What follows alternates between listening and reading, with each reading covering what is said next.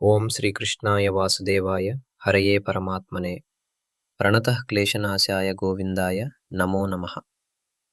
నమస్కారం మిత్రులారా, నిజపురాంజలికి స్వాగతం. కొన్ని అనివార్య కారణాల వల్ల గత కొన్ని రోజులుగా నేను వీడియోలు చేయలేకపోయాను. కానీ ఇకపై మన ఛానల్లో ప్రతి వారం తప్పకుండా ఒక కొత్త వీడియో వచ్చేలా ప్లాన్ చేస్తున్నాను. మీరు నాపై చూపిస్తున్న ఆదరాభిమానాలకు ధన్యవాదాలు. మీ మద్దతు ఎప్పుడూ ఇలాగే ఉండాలని కోరుకుంటున్నాను.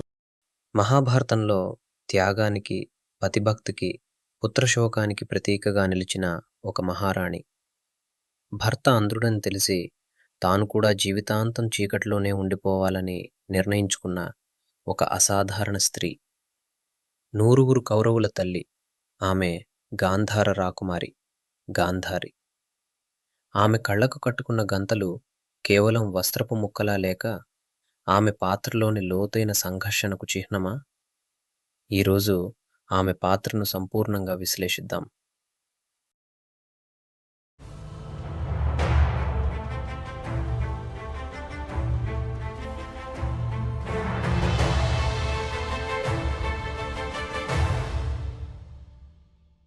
గాంధారి నేటి ఆఫ్ఘనిస్తాన్లోని కాందహార్ ప్రాంతంగా చెప్పబడే గాంధార రాజ్యానికి రాకుమారి. ఆమె తండ్రి గాంధార రాజు సుబలుడు, సోదరుడు మహాభారత కథను మలుపు తిప్పిన శకుని. ఆమె చిన్నతనం నుండే గొప్ప శివభక్తురాలు, పతివ్రతా శిరోమణిగా పేరు పొందింది. భీష్ముడు ఆమె గుణగణాల గురించి విని హస్తినాపుర జ్యేష్ఠ కుమారుడైన ధృతరాష్ట్రుడికిచ్చి వివాహం చేయమని సుబలుణ్ణి కోరాడు. వ్యాస మహాభారతం ప్రకారం గాంధారి మతి అనే దేవత యొక్క అంశతో జన్మించింది. మతి అనగా బుద్ధి, జ్ఞానం మరియు వివేచన.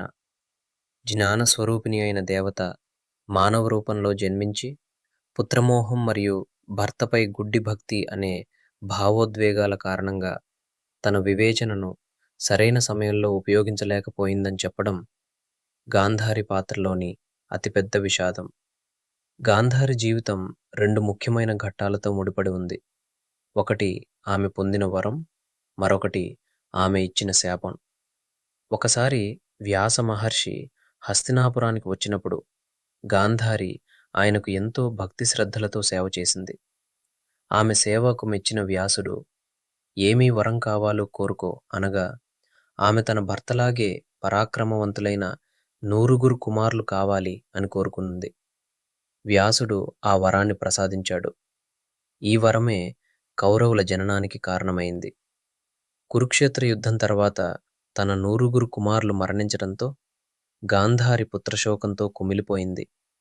ఆ మహా వినాశనానికి శ్రీకృష్ణుడే కారణమని భావించి తన పాతివ్రత్య శక్తితో నా కుమారులందరూ ఎలాగైతే ఒకరితో ఒకరు కలహించుకుని మరణించారో అలాగే నేటి నుండి 36వ సంవత్సరంలో మీ యాదవ వంశం కూడా తమలో తాము కలహించుకుని నాశనమవుతుంది. నీవు దిక్కులేని చావు చస్తావు అని ఘోరంగా శపించింది. ఆ శాపమే యాదవ వినాశనానికి కారణమైంది. ఇక మహాభారత కథను, ఆమె పాత్రను విశ్లేషిద్దాం. తనకు కాబోయే భర్త అంధుడని తెలిసిన వెంటనే భర్త చూడలేని ఈ లోకాన్ని తాను కూడా చూడనని ప్రతిజ్ఞ చేసి జీవితాంతం కళ్లకు గంతలు తట్టుకుంది. ఇది ఆమె పతిభక్తికి నిదర్శనం. వ్యాసుడి వరం పొందిన గాంధారికి 2 సంవత్సరాల పాటు గర్భం దాల్చింది. ఇంతలో కుంతికి యుధిష్ఠిరుడు పుట్టాడని తెలిసి అసూయతో, ఆవేశంతో తన గర్భాన్ని కొట్టుకుంది. దాని ఫలితంగా ఒక మాంసపు ముద్ద జన్మించింది. అప్పుడు వ్యాసుడు ఆ ముద్దను 101 భాగాలుగా చేసి నేతి కుండల్లో పెట్టి 9 కుమారులు కౌరవులు మరియు ఒక కుమార్తె దుశ్శల జన్మించటానికి కారణమయ్యాడు. తన కుమారుడు దుర్యోధనుడు అధర్మ మార్గంలో నడుస్తున్నాడని ఆమెకు తెలుసు. పాండవులతో సంధి చేసుకోమని, వారి రాజ్యాన్ని వారికి ఇచ్చేయమని ఎన్నోసార్లు హితవు పలికింది. యతో ధర్మస్తతో జయః, ఎక్కడ ధర్మం ఉంటుందో అక్కడే విజయం ఉంటుంది అని తన కొడుకుకు చెప్పినా అతను వినలేదు. గాంధారి జీవితం మనకెన్నో పాఠాలు నేర్పుతుంది. ఆమె కళ్లకు గంతలు కట్టుకోవడం గొప్ప త్యాగమే. కానీ ఆ చర్య వల్ల ఆమె తన కొడుకుల దుర్మార్గాలను, అకృత్యాలను చూడకుండా ఉండిపోయింది. కొన్నిసార్లు గుడ్డిగా చేసే త్యాగాల కన్నా విచక్షణతో జోక్యం చేసుకోవడం చాలా అవసరమని ఆమె పాత్ర మనకు గుర్తు చేస్తుంది. విదురుడు భీష్ముడిలాగే గాంధారి కూడా ధర్మం వైపే నిలబడింది. కానీ భర్త పుత్రమోహం, కొడుకు మూర్ఖత్వం ముందు ఆమె హితవు పనిచేయలేదు. ఇది ఒక కుటుంబంలో అధర్మం పెరిగినప్పుడు ఒకరిద్దరు మంచివాళ్లు ఉన్నంత మాత్రాన వినాశనాన్ని ఆపలేరనే చేదు నిజాన్ని చూపిస్తుంది ఆమె పుత్రశోకం. యుద్ధం యొక్క భయానక పరిణామాలకు, ఒక తల్లి పడే వేదనకు అద్దం పడుతుంది. పతిభక్తి పేరిట స్వీయ అంధత్వాన్ని స్వీకరించి నూరుగురు కుమారులను పొంది వారందరినీ తన కళ్ల ముందే కోల్పోయి చివరికి శ్రీకృష్ణుణ్ణే శపించిన గాంధారి మహాభారతంలోని అత్యంత శక్తివంతమైన, విషాదకరమైన స్త్రీ పాత్రల్లో ఒకటి. ఈ లోతైన విశ్లేషణ మీకు నచ్చిందని ఆశిస్తున్నాను.